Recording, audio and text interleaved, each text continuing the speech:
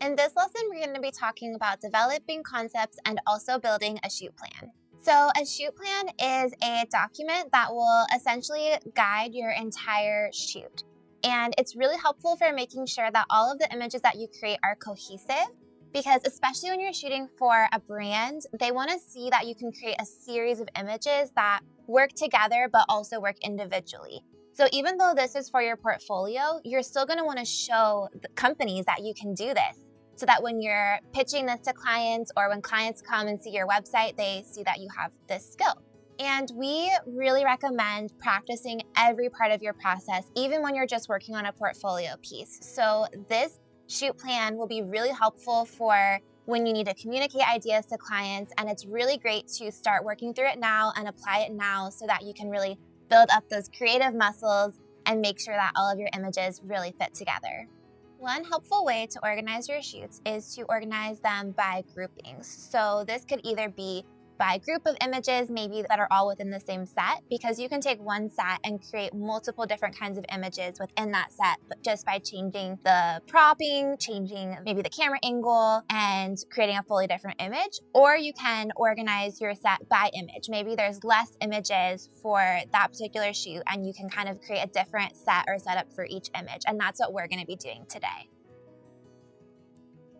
So now let's take a look at our shoot plan for our final project.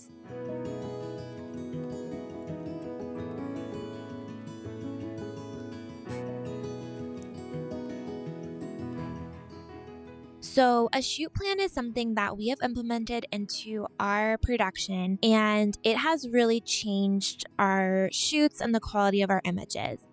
This is a visual representation of the art direction of the shoot, and the goal is to have something to reference throughout the shoot so that you stay on track visually. And it can also be used to communicate your ideas to your client and your team. If you're working with an actual client, this is super helpful because they're not going to be able to visualize what's inside of your head. And this is a great way to make sure that you're on the same page and allow them to make revisions before you go into production. And it's also just going to help you as you're planning things out to really think about the impact of your images and make sure that you are planning them out in a lot of detail, making sure that you know exactly what you're going to need. And it helps the shoot day to go a lot smoother. Here is the cover page of my shoot plan. This is what I like to include, and this is really nice if you are working with a client, but even if you're just doing this for fun or to build your portfolio, it's kind of nice to include a cover page like this. It just feels very professional, and mine, I always like to include the project name or the client name and our name, and then the date of the shoot. And then this is the first actual page of the plan. This is an overview page. Here I have the goal of the shoot, and then I have my color palette. These are the colors I'm going to stick to throughout this whole shoot. And then I have some images here from the brand itself because I want to make sure the images that we're creating can fit with the imagery that they already have. Now, if you're working with a client and they're going a completely different direction with their imagery, or maybe they're totally changing their branding and their look, you might want to include images here of their new look, but it's always great if the brand is staying the same and you're creating imagery within that to have something to refer back to make sure that you are staying on track with what their brand needs to look like. And then over here, I have the project timeline, and then I have my deliverables. So for this shoot, we are shooting 3 still images, and I have a breakdown of what each of those images are. And if you are working with a client, these things are super helpful. If you're doing a shoot just for fun or for your portfolio, you don't necessarily need to include this information. Then we have our product and brand study. And as you'll remember, this is super important for coming up with concepts. You want to really research the brand and the product that you are working with and just really pull inspiration from that first. That's going to help you create imagery that is really relevant to that brand and is really going to get their messaging across. I like to include this page even if I'm working with a client because they don't need to know this information. They already know it, but it's going to help me if I need to justify why I made a certain set idea or certain mock-up or why we're going a certain direction, because it just shows them that you've done your research. Then we have our overall mood board, and this is to just give us a general direction and make sure that we're staying on track. We want the images that we create to kind of stay within this general vibe. Now, these are not images that we're copying. These are images that we are pulling little bits of inspiration from. For example, I really like this pink sand. I like that they're using a sand that's not traditional, brown sand color or white sand color. I think that could be fun to incorporate some kind of colored sand. We love these vintage beach photos because it really fits with the vibe of the brand. And then we really like these shapes and we want to incorporate some kind of unique shape along with the sand and the vintage vibe. So now we're getting into the actual concepting and planning out of the images. And so there's a couple ways that you can do this. You could either create a page like this for every single image, which I can do for this shoot because we're only doing 3 images. So it's good that I create a different mock-up for each one because each one is going to have a little bit of a different set. And it's going to be important for me to plan out each image. But for example, if you were making this one set and you were going to be shooting several images within this one set, it would be okay for you to create a mock-up of that one set and maybe, a mock-up of the image. And then over here, you could kind of list out the different images that are going to be in this set and how they're going to be different from this one. Do it that way. You can organize by set or you can organize by image, and it kind of depends on your shoot and how complex it is and, how many different things are going on. I've created this mock-up of this image that we're going to be shooting. And when I was creating this, I was thinking about all the different things that we've learned from our research of this brand and all of the principles that we want to apply to these images. So we want to make sure that our images are eye-catching and scroll-stopping, that when someone is going through their Instagram feed, they see this and they're instantly curious and they want to learn more. So we've incorporated the red wavy brand symbol that Tower 28 uses. And this is a really cool symbol because it's kind of referring to the ocean waves, but we put it in this bright red color, which is one of their brand colors. And red is a color that, people are drawn to. It's very eye-catching. It makes people want to look at it. And these lines are going towards the product that we are highlighting. And then we're going to have some mauve sand. And we're going to have this fun wavy shape. It's going to be a very fun image. I can see what it's going to look like and I can kind of see if I need to make adjustments to it. And then once I have this mock-up, then I know, okay, I'm going to need to be painting these wavy shapes. So I'm going to need a background that's tan, and then I'm going to need some red paint. And then I need this white wavy piece, and then I'm going to need the mauve colored sand. So this is just very helpful for planning out everything in advance and just making sure that you have everything that you need when you go into production. And I have some example images here, kind of like a little mini mood board of the vibe that we're wanting to go with for this image. And then I have the title of the image. I have the dimensions so that I can remember when it's the shoot day, I can know, okay, we need to make sure this can crop to a 1080 by 1080. And then I've listed out what the products are going to be.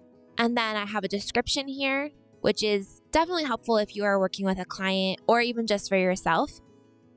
And then what I could also include here is a list of all the different things that I'm going to need for this set or the different props I'm going to need when it comes time to shoot. So we'll just quickly go through. These are the other images.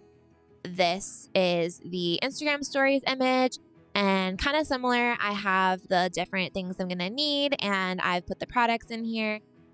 I used Illustrator to create my mock-ups, and as you can see, they're fairly rough. These are not going to be framed in a gallery anywhere, so it's okay if they're not the most beautiful imagery ever created.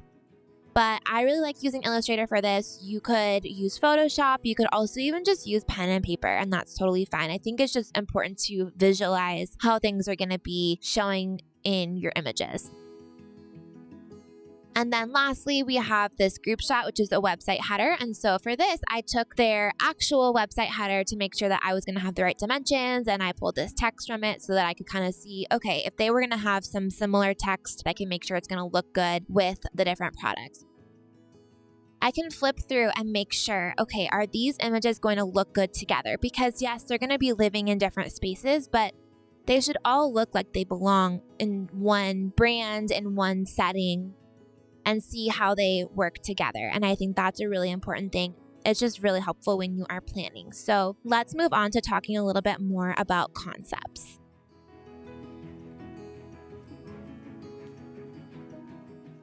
So now that we have our shoot plan all ready to go, let's talk a little bit about the kinds of visual references that you're going to be including within your plan.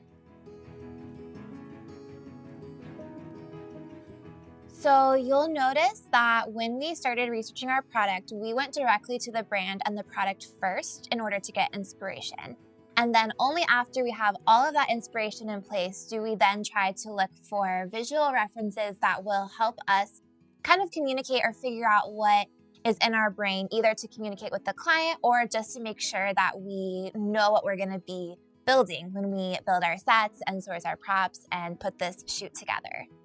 When drawing inspiration for your concepts, you want to look at all different types of places. So this can look like architecture, this can look like graphic design or interior design. There are so many different avenues to draw inspiration from, but the main thing that you want to know is that always be saving all these images and everything you can, because you'll never know when you might need them.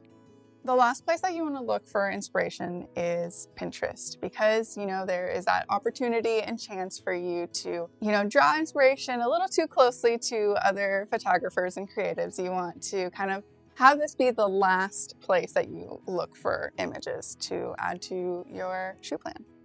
Part of why this is so important is that when you're looking outside of photography and specifically product photography for your inspiration, you're going to be less likely to copy someone or plagiarize, even unintentionally. Sometimes we get images stuck in our mind and then we might copy without even really realizing that we're doing it.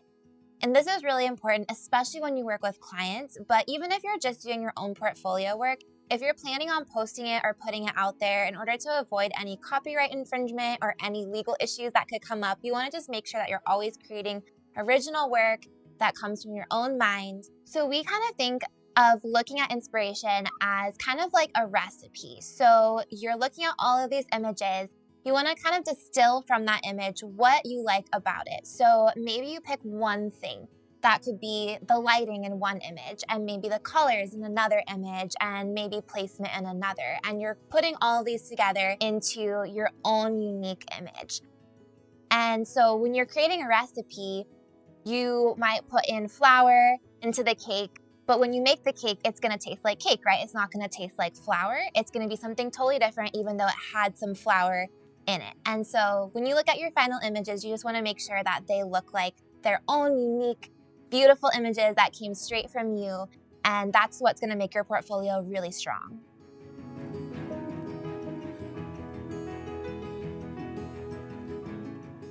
Another important part of your shoot plan is creating mock-ups. I like to use Illustrator when I'm creating my mock-ups, but I know that a lot of photographers don't really feel comfortable with Illustrator, so you can really use anything you want. You could use Photoshop, you could even use a pen and paper if you wanted to.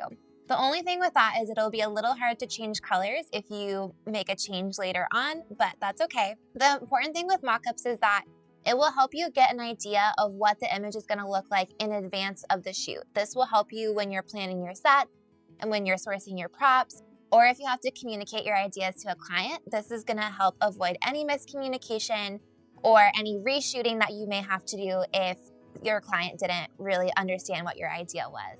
You don't always have to create a separate mock-up for every single image. I just usually create them for different sets. So each set will have a mock-up of what it's going to look like, an example of one of the images that will be within that set.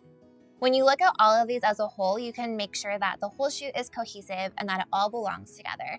You can also see how you can maybe reuse some of your set pieces throughout the whole shoot. So maybe you're using a red background in the first set and then it's on the bottom in the second set. And so you can look at that and say, oh great, I only have to create one red background and I can use it multiple ways throughout the shoot. So this will help save you time when you're planning as well. In the next lesson, we're going to get into set design.